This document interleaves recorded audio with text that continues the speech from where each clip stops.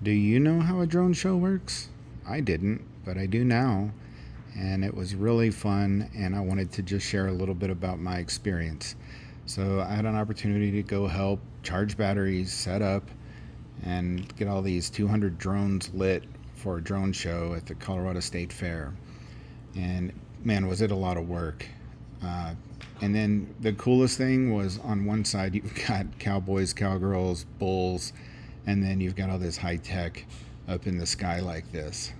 It was a little hard for me to see sometimes because I was right underneath it, but that was the point. I was an official observer, and when they run out of battery or get close, they'll auto land. And so that's what I'm looking for as they come back down to land in their slots that they took off from.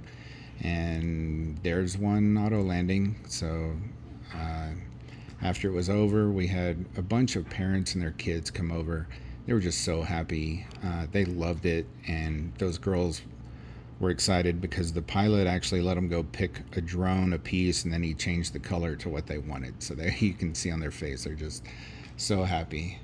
One of my coworkers, he had to actually watch this from the other side of this corral where all the bulls were, and wouldn't you know, one of the drones auto landed in the bullpen. So the Cowboys kind of gave him some razzing for that, made it seem like he was going to get poked. But the bulls, when they're not cinched up with the itchy rope and the cowboy on their back, they really aren't that mean. They at least these weren't. They were more interested in going over to the bale of hay and getting something to snack on. But here you can see the drones launching.